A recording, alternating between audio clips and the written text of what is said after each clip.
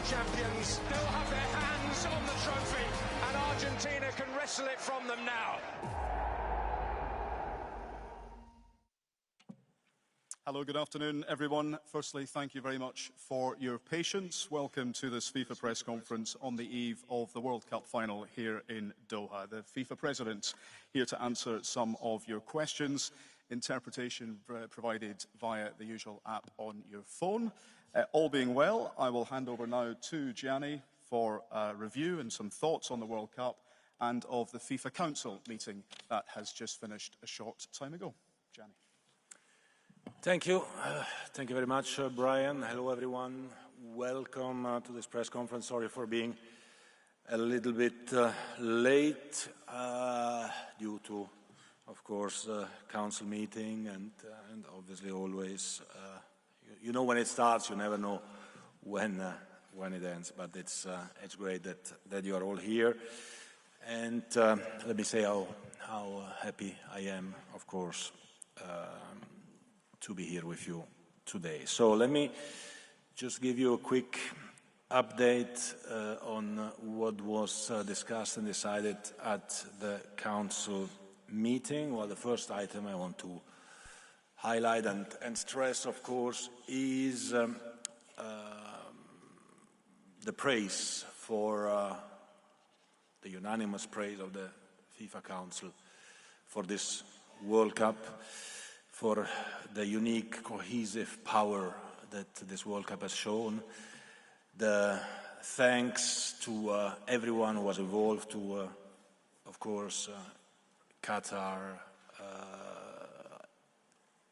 all the volunteers, workforce, all of you, everyone who has contributed to make this World Cup the best World Cup ever.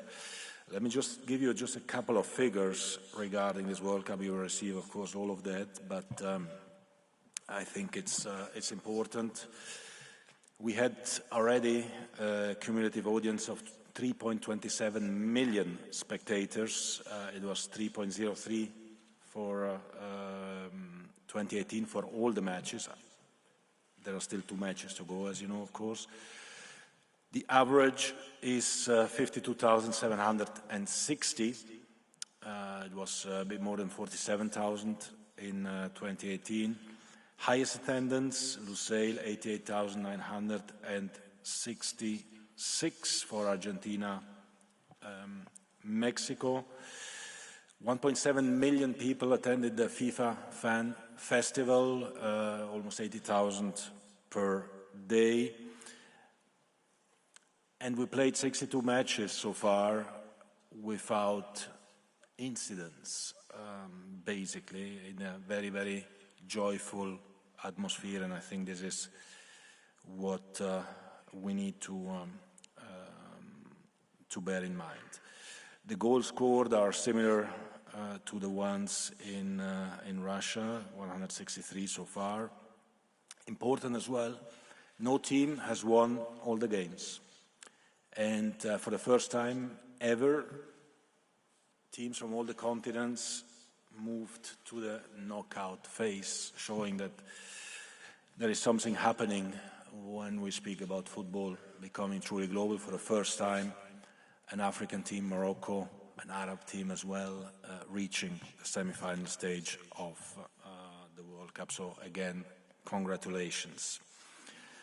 We had also, for the first time, a woman who refereed a match, Stéphanie Frappard from France. It was Germany, Costa Rica. And she did very well. We had 2.3 million Haya card applications, 1.9 million approved. And the top 5 visiting countries were Saudi Arabia, India, United States of America, United Kingdom, and Mexico. So, international atmosphere, joyful atmosphere, football uniting the world, people coming together and wanting to enjoy a little bit their time, maybe forgetting also some of their issues and having pleasure. We will issue as well after the final, of course, the viewing figures and the audience figures, but it has been, as you know, of course, an incredible success. We are approaching the 5 billion mark in terms of viewing figures. And let me again say a big thank you to all those who made this happen. We had almost 180,000 accreditations that were issued, also to all of you. We had more than 400,000 volunteers who applied to become volunteers. 20,000 were selected from 150 different countries. So it was very, very successful, but we touch wood. Do we have wood somewhere? Is this wood? Yep. That's wood, so we touch wood. 2 matches to go, so I say to everyone who is praising or receiving praises, well, focus until the end, and then we will, of course, hopefully confirm these feelings that we have now, which are more than feelings, obviously. When it comes to the Council meeting, coming back to that, we could confirm, of course, the revenues of this 4-year cycle, which was at 7.5 billion, so 1 billion more than what was budgeted 4 years ago. You know, we have these 4-year cycles. 1 billion more revenues in a period which was hit by a pandemic, by COVID. I think this is quite remarkable. So again, congratulations to all those who were making this happen. And looking forward ahead, the FIFA Council approved the budget for the next 4-year cycle, which will foresee a revenue of 11 billion. So the last 4-year cycle had a budget of 6.4.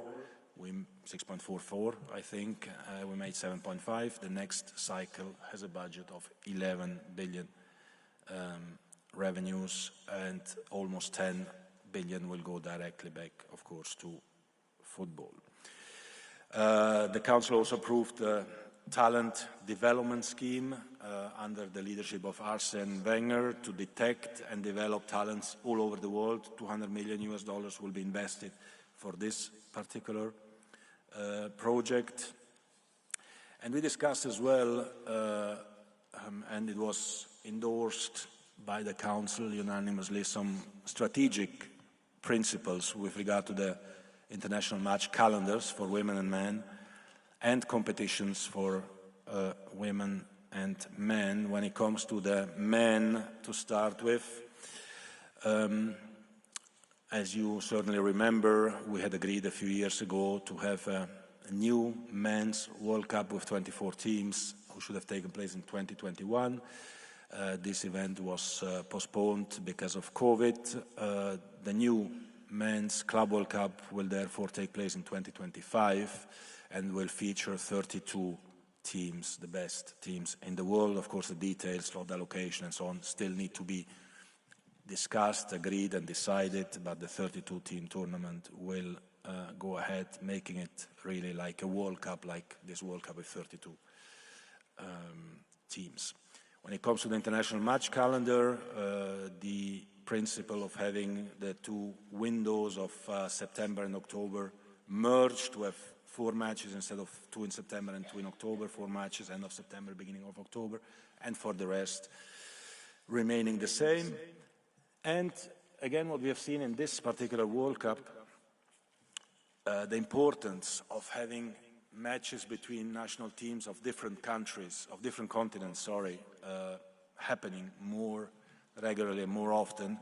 And the idea there, and the principle that was agreed, again, details to be elaborated, is to use the March windows, the 10 days in March, in the even years, so the World Cup years and the Copa America or Euro years, to organize friendly tournaments between 4 teams of 4 different confederations, so that everyone can gain this experience in playing with each other under, of course, the umbrella of FIFA, so FIFA World Series type of events, to allow more matches between teams of different confederations.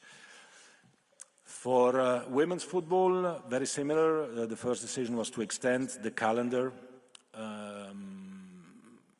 until 25 to give us more time to study the new calendar, but also to create a new Women's Club World Cup, details again to be elaborated, and also a new FIFA Futsal Women's World Cup every 4 years as well, but with details to be elaborated.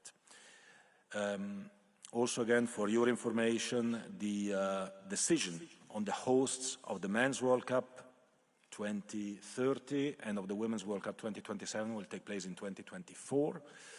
The Women's World Cup 2031 will be decided in 2025, so we have the same 6-year preparation span as for the Men's World Cup, so we are running after in order to really align men and women competition and World Cups. What we would like as well is to see if the Women's Olympic Tournament can have 16 teams as the Men's Olympic Tournament, because today the men's has 16 and the women's has 12. We feel that women should have 16 teams as well, so we will of course engage in discussion and see what is possible. We also decided again, in the purpose of making football truly global, to increase the number of participating teams in the youth tournaments and making the under-17 tournaments for boys and for girls annual instead of having them every 2 years. This will start in 2024. Very important element, I don't want to forget that, is when it comes to the international match calendar, we have to take really into consideration the health and the well-being of players. Hence, as well, the 4 games window rather than two games window in September or October, to have 1 intercontinental travel less for the players. But more generally, we need to ensure that there is a rest period for players, a holiday period, that there are 72 hours at least between 2 games, ideally that there is 1 rest day every week. Of course, we need to be pragmatic on these topics, but as principles, and then we need to see how they can be enforced, because it's important that the players are at their best. So we'll now consult on all of these topics and then elaborate all the details, but the principles were approved and endorsed by the Council. We took then some other decisions. Morocco will host the Club World Cup, the 22 Club World Cup, which will take place from the 1st to the 11th of February 23. When it comes to beach soccer, World Cup in 23 will be hosted by the UAE, and in 25 by the Seychelles. We then approved a whole series of regulations. We approved, for example, the new FIFA football agents regulations, which is a very important step after a few years of consultation and discussion in order to bring more transparency, professionality in the transfer system. The players' agents regulations, or the agents, football agents regulations, are a crucial part. So this has been approved, including a mandatory licensing system, the prohibition of multiple representation in order to avoid conflicts of interest, and of course the introduction as well of a cap on the Commission. We approved also some amendments to the codes of ethics and the disciplinary code of FIFA.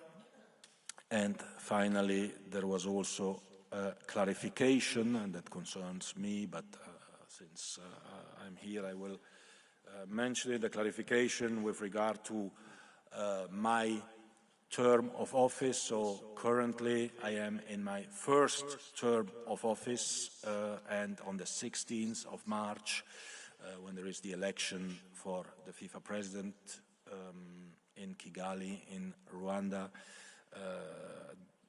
my second term of office as FIFA president will start. You know, there is a limit of 3 terms of office. So these were the main decisions taken by the FIFA Council. Did I forget anything?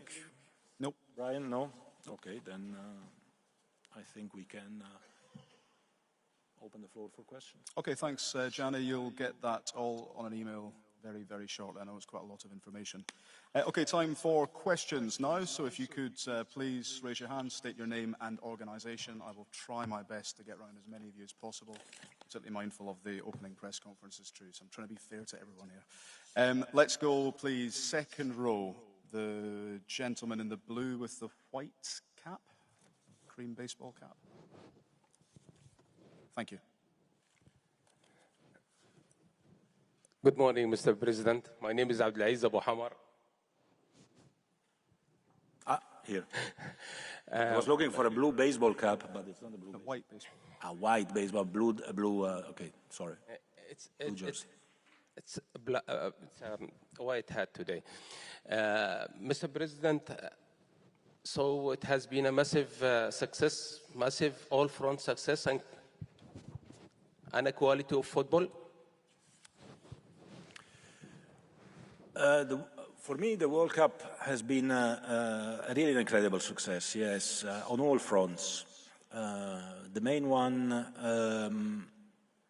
of course, on the fans, the behavior, the joyful atmosphere, the bringing people together, fans coming from abroad, meeting the Arab world, is very, very important for the future of all of us, I believe. But also when it comes to the matches, I mean, we've seen some incredibly competitive games. We have seen some surprises, maybe, some great goals.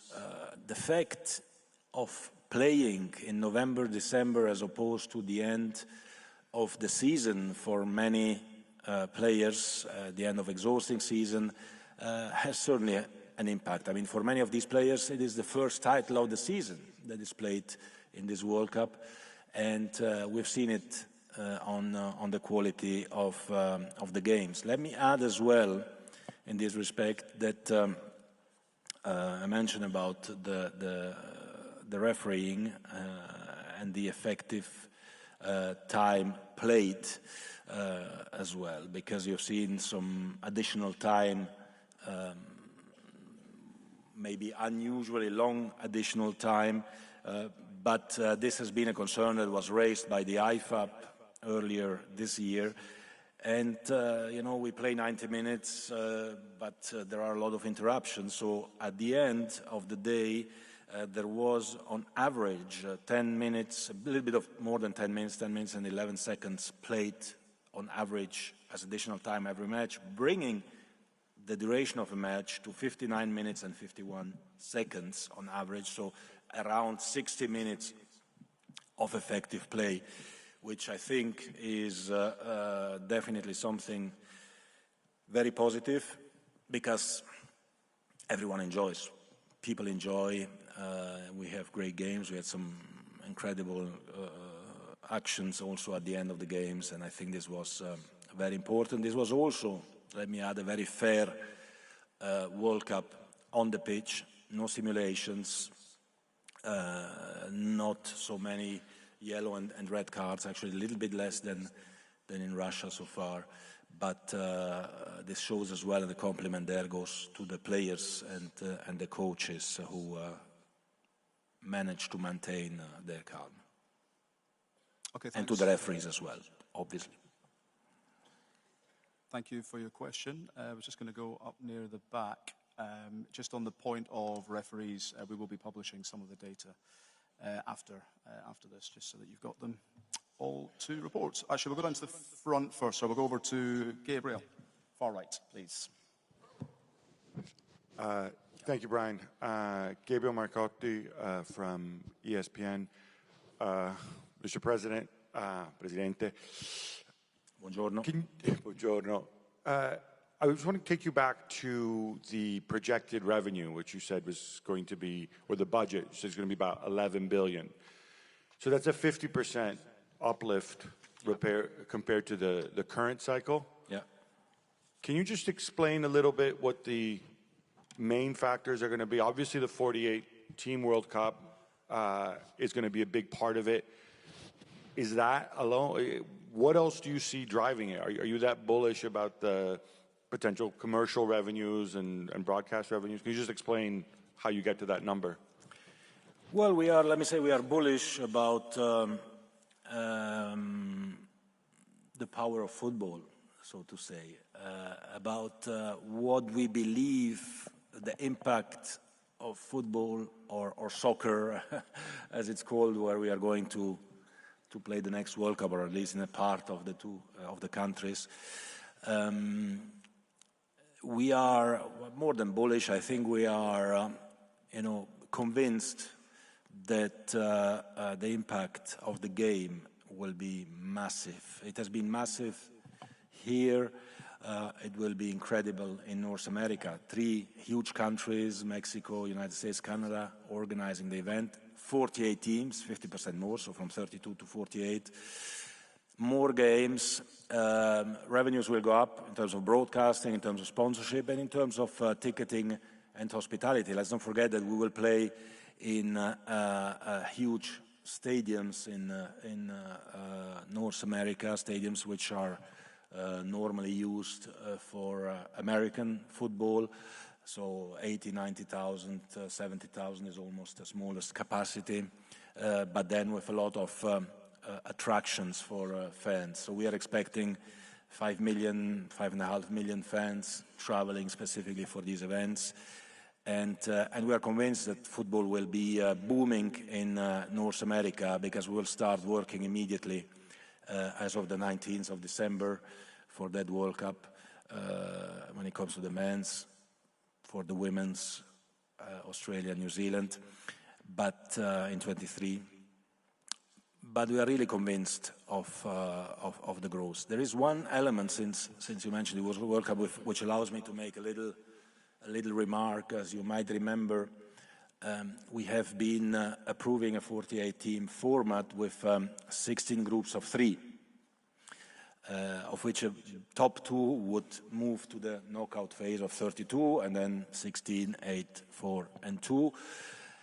I have to say that after this World Cup and the success of the groups of 4, and looking at as well some other competitions like the Euro, for example, where you have 24 teams and the top 2 plus the best third ones go to the next group stage. I mean, here the groups of 4 have been absolutely incredible, in the sense that until the last minute of the last match, you would not know who goes ahead. I think we have to revisit or at least rediscuss the format, whether we go for 16 groups of 3 or 12 groups of 4. This is something that will certainly be on the agenda in the next meetings. But as you say, a 50% increase of revenues is certainly something, well, to be proud of when it will have happened, but already to be proud of putting out in the books and getting it approved as a budget. Thank you. We'll go over to the far left here, Jean. Hello, Gianni. Jean Descotes from AFP News Agency. You just said that the next World Cup will have 16 groups of 3. How will you prevent illegal agreement between the 2 teams that play the last game in the group phase and avoid to have biscotto and games like we knew in the past? And my second question is, you're very bullish on the revenue of the next cycle. Is there any plan from FIFA to share this wealth? You spoke about maybe have a compensation fund for migrant workers here. What's the status of this compensation fund, and will you share some of this wealth? You should know that FIFA shares everything from its wealth. All the revenues of FIFA are being redistributed and reinvested, mainly in the game and also in some other activities. It's sufficient to look into our accounts, and you will see that immediately. When it comes to the legacy fund, I've been speaking about that as well, and we have published some information about that before this World Cup, and more will follow after this World Cup. When it comes to the 16 groups of 3, that's exactly what I was just mentioning. It's something that we need to consider, that we need to discuss, whether it's 16 groups of 3 or whether 12 groups of 4 are better. I just have a question actually to Brian. Is bullish negative, or does it have a negative connotation? Because if it has negative connotation, I don't want to have a negative. I mean, we want to be bullish. We are optimistic. We are convinced of the power of football. We are convinced that football will become the #1 sport in North America, or maybe the #2 to start with, and then with time. But we are convinced of the power of our game, and you know, the more revenues we can generate, the more we can reinvest in the game, mainly in all those countries who have zero revenues, who depend on us. Before I became FIFA president, around 300 million a year were invested in football development programs. As of 1st of January next year, it will be 2.25 billion who will be invested in football development around the world. So 7 times more, I think. Well, this is all done in full transparency, and I think very positive. Bullish, aggressively confident, and self-assertive. Confident and self-assertive. So we are bullish, yes. Sums it up, I think. Okay, second row, third row. Olof. Thank you.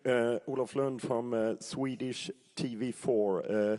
You talk a lot about that football unites, but in this World Cup, especially in the beginning, we saw that it didn't have that uniting factor, and we had federations like the Danish Federation, German Federation, critical of you. Some of them won't vote for you now in Kigali. Can you explain all the things about when you refused teams playing with the One Love armband, and why you did that, and why some political statements are allowed and some not? Well, thanks for the question. You know, FIFA is an organization of 211 countries around the world. I'm very grateful and proud to the over 200 countries who have expressed their support in writing and orally to me. And to the others, I'm very grateful as well and proud that we are always having discussions with everyone on every topic, and there are many different concerns in many different countries. There are different cultures, there are different ways of seeing and of seeing things. And as FIFA, we have to take care of everyone. We are a global organization. We do not have to discriminate anyone based on whatever legislation, whatever regime, whatever values and feelings they have. There is one element, and it's that they have to come together. And you know, when it comes to regulations, well, or prohibitions or not prohibitions, it's not about prohibiting or not prohibiting, it's about respecting regulations. We have regulations which say in the field of play, you play football. And that's what we did. Everyone is free to express his views, his opinion, his beliefs in the way he believes, as long as it's done in a respectful way. When it comes to the pitch, to the field of play, you need to respect football. You need to respect the field of play. And these regulations are exactly there for this reason. This is nothing new. These are there for this reason, to respect and to protect 211 teams, football teams, not 211 heads of states, regimes, or what have you. It's 211 football teams and their fans who want to come and enjoy football.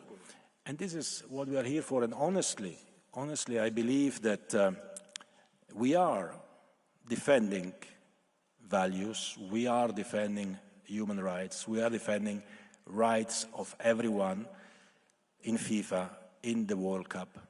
But I also believe that those fans who come to the stadium, Those 80,000, 70,000, 90,000, 50,000, and all those billions of fans who are watching the World Cup on TV, maybe, and we should think about that, and I say this candidly really to everyone, you know, everyone has his own problems.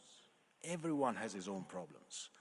They just want to spend 90 minutes or now 100 minutes or 105 minutes or whatever, or 120 minutes plus penalties, without having to think about anything else than just enjoying a little moment of pleasure and of joy, or at least of emotion, because if you lose, you are not so happy, but of emotion. That's what we have to do. We have to give to all these people a moment of time in their life where they can forget about their own problems and enjoy football. And after, all the time, between competitions, during competitions, outside of the match and the field of play, well, everyone can express his views and opinions the way he wants. But let's give this moment of joy to those who want to enjoy the game. Okay, we'll go to the second row and then Gabriel, the third row. So second row, please. Gentleman with the hat. Second row, please. And, then Gabriel. Bonjour, Monsieur le Président. Vous êtes où? Ah, là, ok, parfait, merci. Bonjour. Nous veillons en Cameroun Football. La question sera en français. Monsieur le Président, le Maroc a atteint les demi-finales de la Coupe du Monde. C'est la première fois qu'une équipe africaine atteint ce niveau. Comment vous avez jugé la performance du Maroc en particulier et celle des équipes africaines en général? Et est-ce que c'est un renouveau pour le football africain? Le football africain sera-t-il plus considéré et plus respecté à l'avenir? Merci, merci pour votre question. Je considère la prestation du Maroc absolument exceptionnelle, fantastique. Ils ont très bien joué. Ils ont joué avec le cœur, mais aussi avec des qualités indéniables.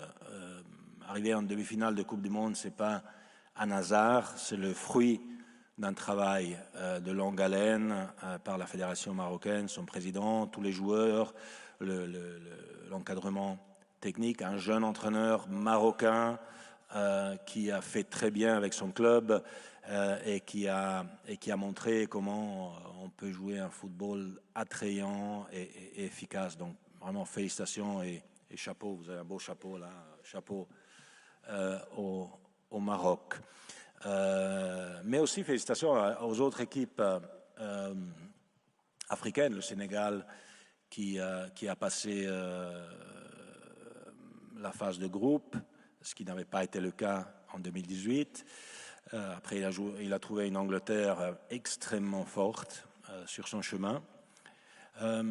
Mais aussi Cameroun, Ghana et Tunisie qui ont très bien joué, qui étaient en course jusqu'à la dernière minute du dernier match pour se qualifier. Et ça montre le niveau du football africain. Je suis très content parce que ça fait des décennies qu'on parle du moment du football africain, le moment est-ce qu'il vient, est-ce qu'il ne vient pas. Ben, il est venu et le fait que pour la prochaine Coupe du Monde, on va doubler pratiquement le nombre d'équipes africaines qui vont se qualifier. Donc on aura d'autres équipes qui vont, le double d'équipes qui vont se qualifier.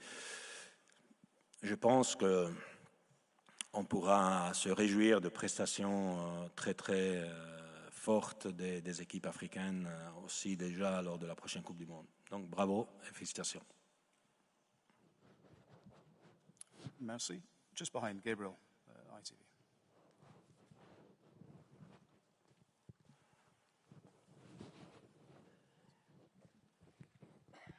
Thank you.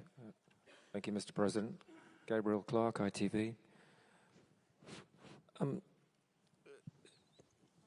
The Qatar World Cup organisers said that this tournament would leave a transformative legacy.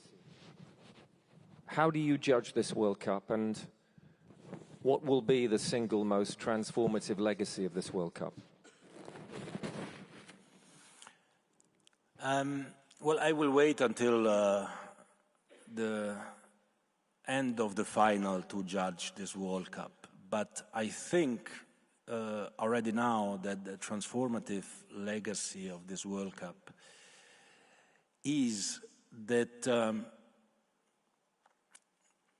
many people from around the world have come to Qatar and have discovered the Arab world which they didn't know, or they knew only for what was portrayed to them. And at the same time, the Qataris, or even the Saudis or the Emiratis, who also welcomed many fans from around the world, have prepared themselves to welcoming the world, have opened their houses, their doors, their country to welcome people, to welcome everyone from everywhere. And the main legacy is that those who came and those who were here to welcome them have actually discovered that what is said or what is thought or what is believed is not true. That you can spend time together and just enjoy and just have a good time and just know each other better. And these people, when they go back home, they will speak about their experience. The people who stay here, they will speak about their experience and they will open up more to the others. And I think this is really an important non-football legacy which this particular World Cup has brought. One of our main concerns before the beginning of the World Cup was, of course, linked with safety and security, right? You have 32 countries, you have fans of 32 countries and others, all at the same time in the same place. In a normal World Cup, you have fans of 2 countries in one place at one time. So you can manage that from a crowd management and security point of view. So we didn't know before this event how people would react, how the fans would react. Would they start, finding each other and fighting with each other or not? And we have seen that actually, human beings are fundamentally positive and not fundamentally negative, are fundamentally good and not fundamentally bad, because people just come together, and the more international, the better, because they come together to pursue their passion, which is football, to have good time. And we had no single incident. I mean, this is quite unique. But again, let's wait until the end of the World Cup. Let's remain focused, and let's hope it will end as it was. But having contributed a little bit to a mutual understanding of a few people, or a few hundreds of thousands of people, or a few million people, I think is something very positive from a non-football perspective. From a football perspective, well, I could speak for a few hours about how great this World Cup was and what the legacy of it will be, but we leave that for after the final and see who will be crowned world champion. Conscious of time, a couple of questions remaining. On the front row, please. Lady to the left. Thank you. Hello, Noah Fale, Dutch television. Earlier this year, you've spoken about 3 people dying during the construction work of the World Cup. Hassan Al-Tawadi spoke about 400 to 500 people dying. How can you explain this difference, and what does it say about the way in which this tournament was organized here in Qatar? Well, I think that every person dying is one person too many. It's a tragedy. It's a tragedy for the family. It's a tragedy for everyone involved. It's a tragedy for us, for everyone. The figures you mentioned are 2 different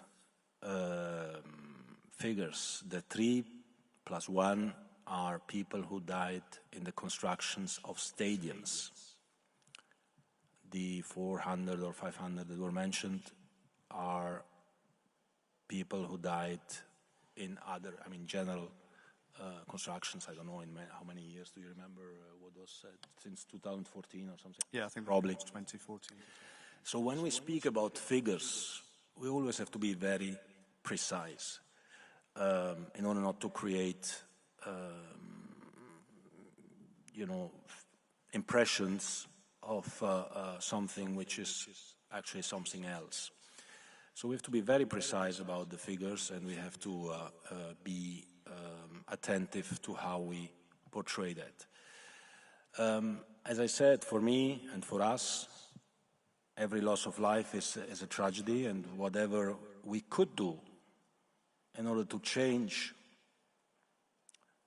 the legislation to protect the health of the workers, to protect the situation of the workers, we did it, and it happened. Whatever we can still do for the future, we are doing it. We continue to work on that. We have had several discussions, and we are we are very close to agreeing. This will happen in January, certainly, a memorandum of understanding with the International Labour Organization, because we want to bring this experience into the future and make sure that we can leverage the World Cup and the spotlights which are on the World Cup and on football more generally to make lives of people and their family a bit better. Okay, next question will go up at the back, please, and blue T-shirts and glasses. Adrien. Bonjour, Monsieur Infantino. Vincent Romain, Journal Sud-Ouest, Bordeaux, en France. Ma question sera donc en français. Oui. Je voulais revenir sur ce que vous avez annoncé sur... Vous êtes où? Je ne vous vois pas. Là-bas, au niveau du premier balcon. Ici. Ah, ok. Vous avez parlé de la Coupe du Monde des clubs en 2025. Je souhaitais savoir si vous pouviez nous en dire un peu plus sur comment vous allez intégrer cette compétition dans le calendrier, sachant qu'il y a quelques jours, la presse britannique révélait que l'Association européenne des clubs s'opposait à ce projet. Je voulais savoir si vous pouviez donc nous expliquer comment ça va se passer dans le calendrier, combien de temps ça pourrait durer, est-ce que vous savez à quel moment ça aurait lieu aussi, et dans quel pays ou dans quelle ville. Merci beaucoup. Je ne sais pas ce que la presse britannique dit ou dit pas, mais je sais ce qu'on discute et ce qu'on décide. Et ce qu'on a décidé, c'est qu'il y aura une Coupe du Monde des clubs à 32 équipes qui se jouera tous les 4 ans.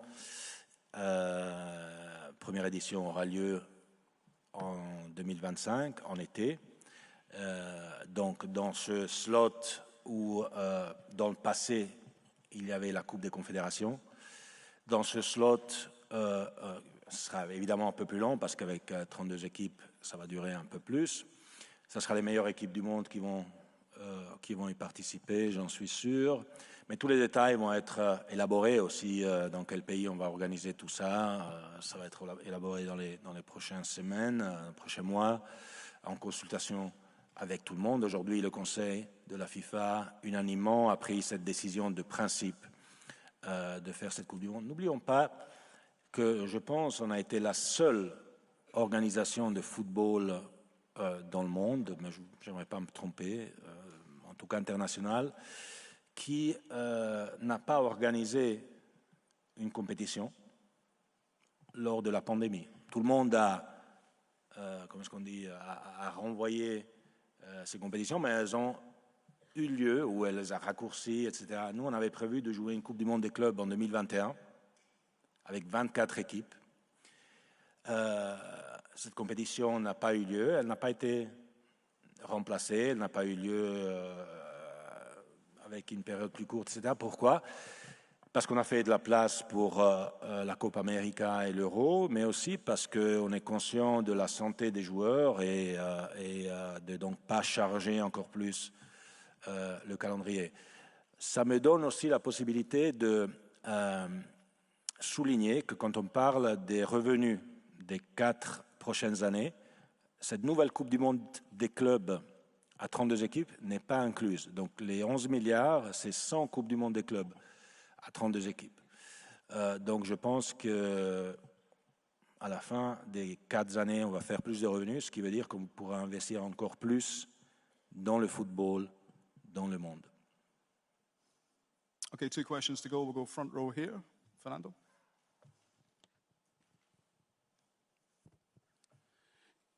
Hola, buenas tardes. Si me permite una pregunta en castellano. Claro. Rafael Fernández de Onda Cero.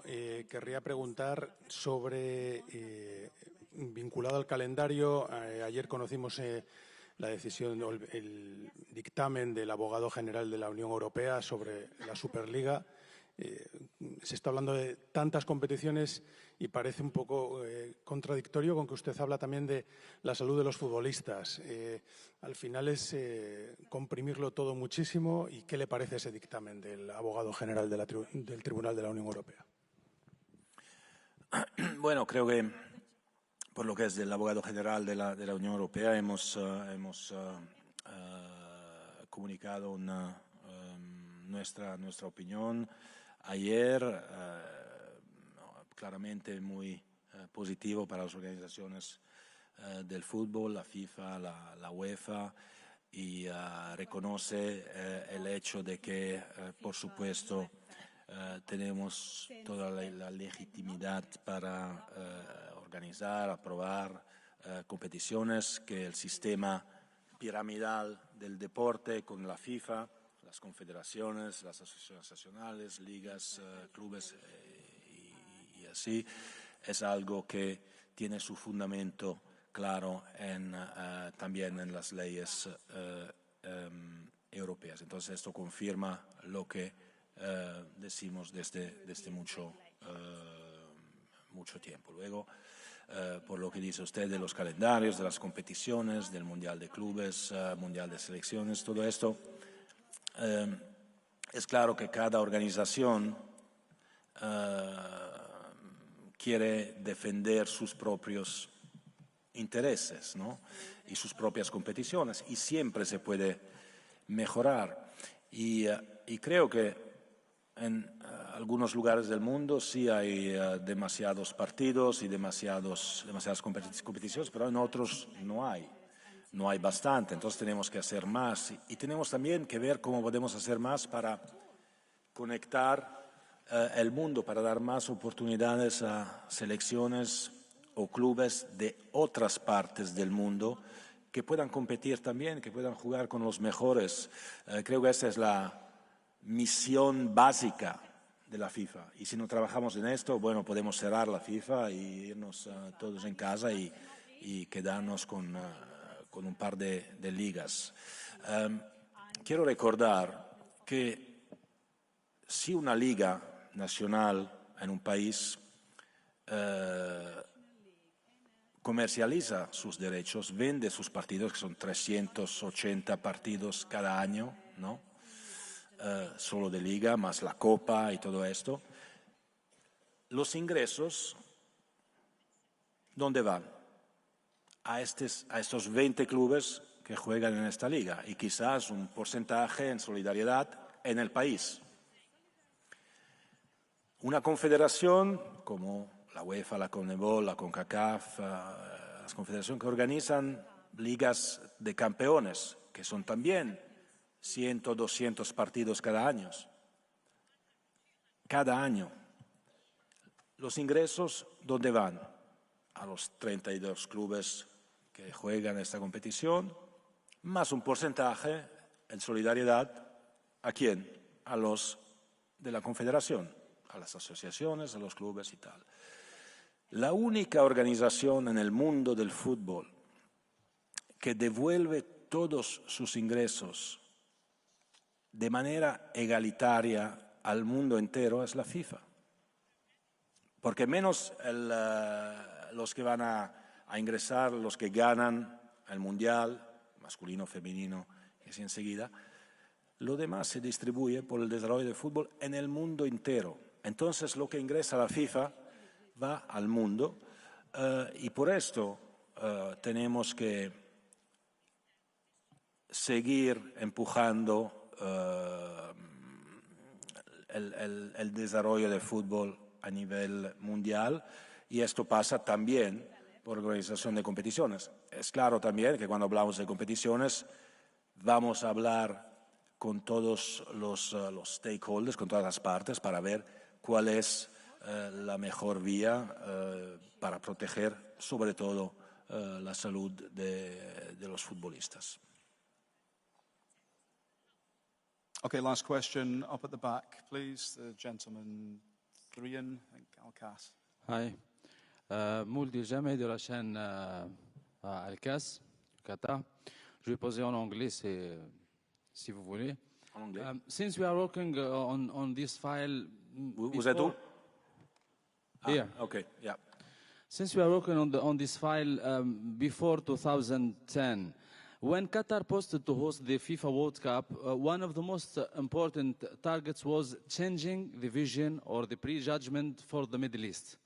From your contact, Mr. the President, and from also FIFA feedback, do you feel that this target was achieved, first of all, and then did this can change the global mentality to give more chances for other areas as North Africa, West Africa, Southeast Asian countries?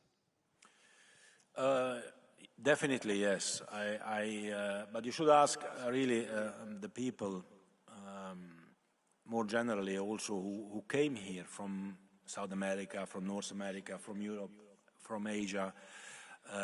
I think that what has been achieved here in the Middle East by welcoming the world has been quite unique. There is no other event which welcomes so many people. And everyone who's coming here goes home with a nice memory, and I'm sure they will come back because they have discovered new people. And I think this is definitely something that only the World Cup can do in such a massive way. And for this reason, indeed, it has to be an ambition and a mission as well of FIFA to organize its events in new countries. Not speaking only about the Men's World Cup, also the Women's World Cup. I mean, we're going to the Southern Hemisphere with Australia and New Zealand, but also youth competitions. We went to India and Costa Rica for the girls under 17 and under 20. Of course, there are not masses of tourists or of fans who are going to a youth competition, but there are the players and there are the environments and there are a few people going and they learn new countries, they meet new countries. For the boys, we'll go to Indonesia and to Peru next year.